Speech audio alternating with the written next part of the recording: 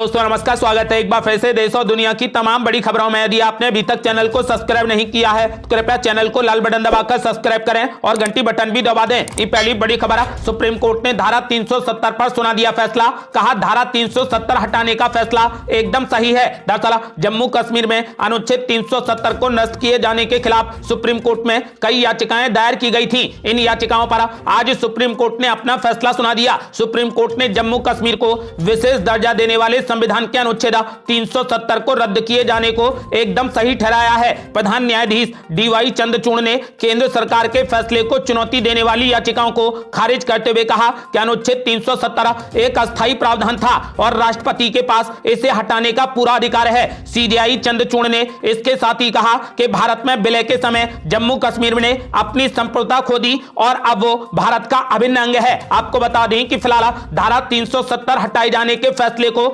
Supreme court ने एकदम सही करार दिया है।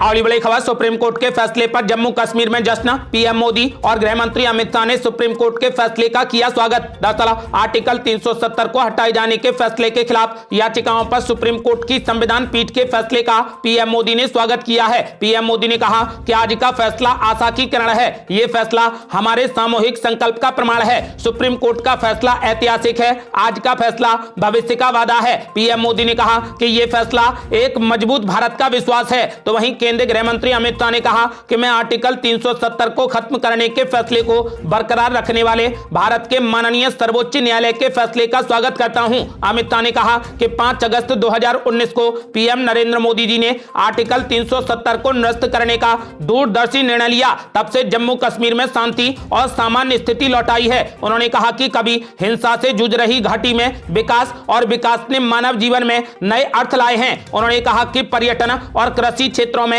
समृद्धि ने जम्मू कश्मीर और लद्दाख दोनों के निवासियों की आय के स्तर को बढ़ावा दिया है। आज सुप्रीम कोर्ट के फैसले ने यह साबित कर दिया है कि आर्टिकल 370 को हटाने का फैसला पूरे तरीके से संवैधानिक था।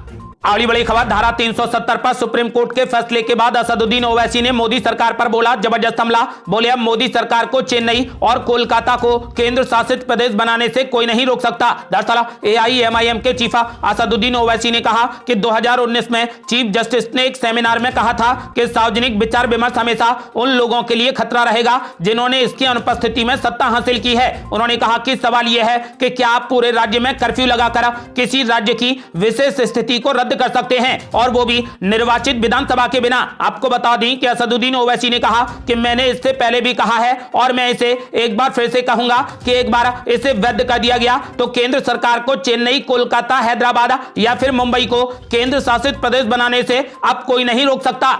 अगली बड़ी खबर, आर्टिकल 370 पर सुप्रीम कोर्ट के फैसले के बाद उमर अब्दुल्ला का बड़ा बयान। बोले निराश हूं लेकिन लंबी लड़ाई के लिए हूं तैयार। दरअसल जम्मू कश्मीर से आर्टिकल 370 हटाए जाने के केंद्र सरकार के फैसले को एकदम जायज ठहराते हुए सुप्रीम कोर्ट ने यह स्पष्ट कर दिया है कि राज्य में भारत का ही संविधान चलेगा। उच्चतम न्यायालय के इस फैसले के बाद सूबे के पूर्व मुख्यमंत्री और नेशनल कॉन्फ्रेंस के सीनियर लीडर उमर अब्दुल्ला ने निराशा जाहिर की है। उन्होंने कहा कि मैं निराश हूं लेकिन हतोत्साहित नहीं हूं। उन्होंने कहा कि मेरा संघर्ष जारी रहेगा। उन्होंने यह भी कहा कि यहां तक पहुंचने में बीजेपी को दशकों लग गए, हम भी लंबी दौड़ के लिए तैयार हैं।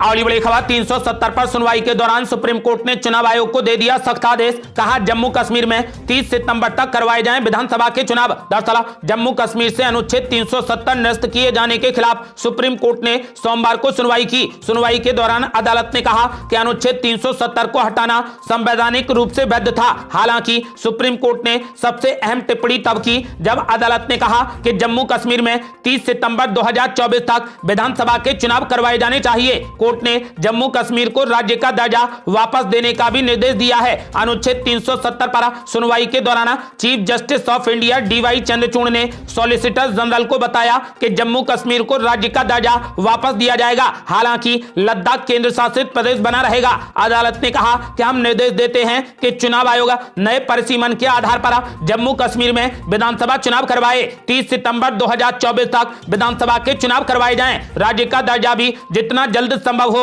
वो बहाल किया जाए। आपको बता दें कि फिलहाल सुप्रीम कोर्ट ने चुनाव आयोग को सख्त आदेश दे दिया है कि जम्मू कश्मीर में 30 सितंबर तक विधानसभा के चुनाव करवाए जाएं। और बड़ी खबर, गुलाम नबी आजाद ने 370 पर सुप्रीम कोर्ट के फैसले पर जताई नाराजगी। बोले एक उम्मीद थी जो अब खत्म हो गई। दरअसल सुप्रीम कोर्ट के फैसले के बाद जम्मू कश्मीर के नेताओं ने निराशा जाहिर की है। पूर्व केंद्रीय मंत्री और कांग्रेस छोड़कर डेमोक्रेटिक प्रगतिशील आजाद पार्टी का गठन करने वाले चर्चित नेता गुलाम नबी आजाद ने भी इस फैसले पर मायूसी जाहिर की है। उन्होंने कहा कि एक उम्मीद थी जो अब खत्म हो गई। जम्मू कश्मीर के पूर्व मुख्यमंत्री गुलाम नबी आजाद ने कहा कि हमारी आखिरी उम्मीद थी कि सुप्रीम कोर्ट इस पर सुनवाई करे। 3-4 महीने तक इस पर सुप्रीम कोर्ट में बहस हुई। इसके बाद एक पूर्ण बहुमत से जो फैसला आया है उससे जम्मू कश्मीर के लोग खुश नहीं हैं। मैं आज भी समझता हूं कि यह हमारे क्षेत्र के लिए 370 और 35 से ऐतिहासिक चीज थी और हमारे जज्बात से जुड़ी थी। जिस 35 को महाराज हरि सिंह ने बनाया था, जब हमारा संविधान बना तो उसे शामिल किया गया था, लेकिन इसे भी खत्म कर दिया गया। उन्होंने कहा कि इससे हमारी अर्थव्यवस्था को नुकसान होगा, जमीनें महंगी हो जाएंगी, पूरे हिंदुस्तान से लोग जम्मू कश्मीर आएंगे। हमारी सबसे बड़ी इंडस्ट्री पर्यटन और सरकारी नौकरी है, लेकिन अब पूरे देश के लोग इसके लिए अप्लाई कर सकते हैं। इससे हमारे बच्चों के लिए बेरोजगारी बढ़ेगी। जब 370 लागू किया गया था तो इन सब बातों को ध्यान रखा गया था। मैं ये नहीं कह सकता कि कोर्ट से भरोसा उठ गया, लेकिन एक उम्मीद थी जो अब खत्म हो गई। अगली बड़ी खबर, वसुंधरा राजे ने 1 साल के लिए मांगा मुख्यमंत्री का पद।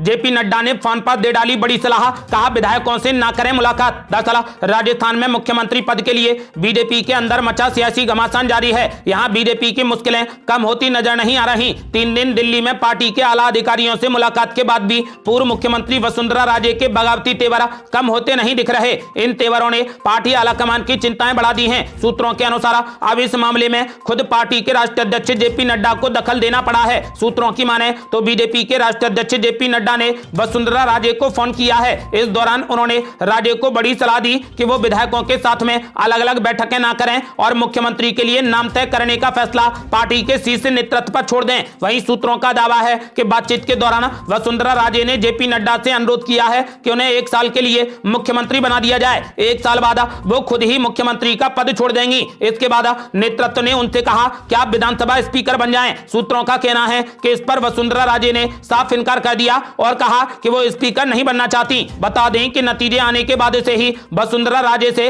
विधायकों का मिलना जारी है। इसी से पार्टी आलाकमान नाराज है। सोमवार को जब जेपी नड्डा ने उन्हें कॉल करके विधायकों से मुलाकात न करने की सलाह दी, तब भी उन्होंने 1 साल के लिए मुख्यमंत्री का पद मांगा। अब सवाल ये उठता है कि आखिर वसुंधरा राजे 1 साल के लिए मुख्यमंत्री पद क्यों मांग रही हैं? दरअसल मुख्यमंत्री पद के लिए वसुंधरा राजे से ज्यादा मजबूत दावा दिया कुमारी और बाबा बालकनाथ का है। एक्सपर्ट मानते हैं कि अगर दिया कुमारी मुख्यमंत्री बनती हैं तो वसुंधरा राजे की राजनीति प्रदेश में लगभग खत्म हो जाएगी, क्योंकि दिया कुमारी भी राजघराने से आती हैं, वो भी राजपूत हैं। पार्टी आलाकमान से उनके अच्छे संबंध भी हैं। यही वजह है कि फिलहाल वो 1 साल का समय मांगकर दिया कुमारी और अन्य दावेदारों को रेस से बाहर करना चाहती हैं। 1 साल में अपने पक्ष में माहौल बनाकर वो पार्टी पर आगे भी पद जारी रखने का दबाव बना सकती हैं, लेकिन आलाकमान इस बारे में उनकी बात को मानने को तैयार नहीं है। अगली बड़ी खबर, राजस्थान में कल होगी विधायक दल की बैठक, मुख्यमंत्री के नाम का होगा ऐलान। दरअसल राजस्थान में मुख्यमंत्री के नाम के लिए हो रहा इंतजार कल को खत्म हो जाएगा। बुधवार को बीजेपी विधायक दल की बैठक होगी। इसके लिए पार्टी के तीनों पर्यवेक्षक जयपुर पहुंच रहे हैं। बैठक के बाद मुख्यमंत्री के नाम का ऐलान हो सकता है। राजस्थान में मुख्यमंत्री पद की रेस में आधा दर्जन से ज्यादा चेहरे शामिल हैं। पार्टी छत्तीसगढ़ में मुख्यमंत्री के नाम का ऐलान कर चुकी है, जबकि मध्य प्रदेश में आज मुख्यमंत्री का नाम फाइनल होने की उम्मीद है। इसके बाद कल राजस्थान का नंबर आएगा। विधायक दल की बैठक की तिथि तय होने के बाद बीजेपी में अब हलचल और ज्यादा तेज हो गई है। पार्टी पदाधिकारी विधायक दल की बैठक की तैयारियों में जुटे हैं। दोपहर होते होते बीजेपी के प्रदेश अध्यक्ष सीपी जोशी प्रदेश कार्यालय पहुंच गए हैं। इसके साथ ही प्रदेश कार्यालय में गहमा गहमी बढ़ गई है। पार्टी नेता राजेंद्र राठौड़ और मदन दिलावर भी बीजेपी कार्यालय पहुंच गए हैं। आपको बता दें कि फिलहाल राजस्थान में कल को मुख्यमंत्री के नाम का ऐलान होगा। अगली बड़ी खबर, सुप्रीम कोर्ट के फैसले से निराश हुई महबूबा मुफ्ती, बोली जारी रहेगी सम्मान और प्रतिष्ठा की लड़ाई। दरअसल सुप्रीम कोर्ट के फैसले के बाद जम्मू कश्मीर की पूर्व मुख्यमंत्री और पीपुल्स डेमोक्रेटिक पार्टी यानी पीडीपी की अध्यक्ष महबूबा मुफ्ती ने भी अपनी प्रतिक्रिया दी। उन्होंने कहा कि इस फैसले से जम्मू कश्मीर के लोग ना तो उम्मीद खोने वाले हैं और ना ही हार मानने वाले हैं। सम्मान और प्रतिष्ठा की हमारी ये लड़ाई आगे भी जारी रहेगी, ये हमारे लिए अंत नहीं है। पीडीपी चीफ महबूबा मुफ्ती ने लोगों से अपील करते हुए कहा कि मेरे प्यारे देशवासियों, उम्मीद मत हारो। जम्मू कश्मीर ने कई उतार चढ़ाव देखे हैं। सुप्रीम कोर्ट का आज का फैसला मंजिल नहीं बल्कि एक पड़ाव है। इसे मंजिल ना समझें। हमारे विरोधी चाहते हैं कि हम निराश होकर हार को स्वीकार कर लें। उन्होंने कहा कि सुप्रीम कोर्ट ने अपने फैसले में कहा कि अनुच्छेद 370 अस्थायी है, इसीलिए इसे हटाया गया। यह हमारी हार नहीं है बल्कि आइडिया ऑफ इंडिया की हार है, इसीलिए हिम्मत ना हारो, यह वक्त भी टल जाएगा। अगली बड़ी खबर, महुआ मोइत्रा पहुंच गई सुप्रीम कोर्ट। लोकसभा से निष्कासन के खिलाफ दायर कर दी याचिका। दरअसल तृणमूल कांग्रेस की नेता महुआ मोइत्रा ने लोकसभा सदस्यता रद्द करने के फैसले को सोमवार को सुप्रीम कोर्ट में चुनौती दी है। कैश फॉर क्वेश्चन मामले में एथिक्स कमेटी की सिफारिश के बाद महुआ मोइत्रा की संसद सदस्यता रद्द कर दी गई थी। गौरतलब है कि महुआ मोइत्रा पर पैसे लेकर संसद में सवाल पूछने का आरोप लगाया गया था, जिसके बाद एथिक्स कमेटी का गठन किया गया और फिर एथिक्स कमेटी ने लोकसभा में लंबी जांच पड़ताल के बाद शुक्रवार को रिपोर्ट सौंप दी, जिसे स्वीकार कर लिया गया और उन्हें बर्खास्त कर दिया गया। आपको बता दें कि अब टीएमसी नेता महुआ मोइत्रा ने निष्कासन के फैसले को सुप्रीम कोर्ट में चुनौती दी है। अगली बड़ी खबर है, 19 दिसंबर को होगी इंडिया गठबंधन की बैठक। कहीं यह बैठक इंडिया गठबंधन के ताबूत में आखिरी कील साबित ना हो जाए। दरअसल 2024 के लोकसभा चुनाव में केंद्र की सत्ता से नरेंद्र मोदी सरकार को उखाड़ फेंकने के लिए बने इंडिया गठबंधन में सब कुछ ठीक तो शुरुआत से ही नहीं चल रहा। पश्चिम बंगाल की सत्तारूढ़ पार्टी तृणमूल कांग्रेस की मुखिया ममता बनर्जी और बिहार के मुख्यमंत्री नीतीश कुमार सहित कुछ अन्य क्षेत्रीय दलों ने भले ही इस गठबंधन की शुरुआती जिम्मेदारी निभाई हो, हालांकि कांग्रेस पार्टी की एंट्री के बाद गठबंधन में क्षेत्रीय दलों को किनारे लगाने की उसकी कोशिश कहीं इस गठबंधन के ताबूत में आखिरी कील साबित ना हो जाए। मौजूदा राजनीतिक घटनाक्रम इसी की ओर इशारा कर रहे हैं। गठबंधन के बाकी दलों ने कांग्रेस से दूरी बनाना तो मध्य प्रदेश, छत्तीसगढ़ और राजस्थान के विधानसभा चुनाव के वक्त से ही शुरू कर दिया था, जब कांग्रेस पार्टी ने किसी भी क्षेत्रीय दल के साथ में सीट शेयर करने से साफ इनकार कर दिया था। बाद में बात इतनी बढ़ गई कि जब नतीजे आए और कांग्रेस पार्टी ने इंडिया गठबंधन की बैठक बुलाई तो कई क्षेत्रीय दलों ने इस बैठक में ही शामिल होने से साफ इनकार कर दिया। इसकी शुरुआत पश्चिम बंगाल की मुख्यमंत्री ममता बनर्जी के इस आरोप से हुई कि बैठक की तारीख के बारे में समय पर उन्हें कोई सूचना नहीं दी गई। गठबंधन के दलों को एक साथ लाने की जो थोड़ी बहुत गुंजाइश बची थी वो अब धीरज साहू ने खत्म कर दी। कांग्रेस के इस राज्यसभा सांसद के ठिकानों से अब तक किसी भी सुरक्षा एजेंसी की ओर से बरामद की गई सबसे अधिक बड़ी राशि 350 करोड़ रुपए बरामद होने के बाद क्षेत्रीय दलों ने कांग्रेस से और भी दूरी बनानी शुरू कर दी है, क्योंकि इंडिया गठबंधन में शरीक दल नहीं चाहते हैं कि धीरज साहू के काले धन की कालेखा उन तक भी पहुंचे। आपको बता दें कि इंडिया गठबंधन में सब कुछ ठीक नहीं चल रहा। एक तो कांग्रेस की मनमानी और दूसरा भ्रष्टाचार ने विपक्षी दलों के मन में संशय डाल दिया है। अब इस गठबंधन के भविष्य पर सवाल खड़े हो गए हैं। ये थी अब तक की बेहद बड़ी खबरें। रोजाना की ताजा खबरों को जानने और हमसे जुड़ने के लिए चैनल को लाल बटन दबाकर सब्सक्राइब करें और घंटी बटन भी दबा दें। जल्दी मिलते हैं बड़ी अपडेट के साथ, तब तक के लिए जय हिंद, जय भारत।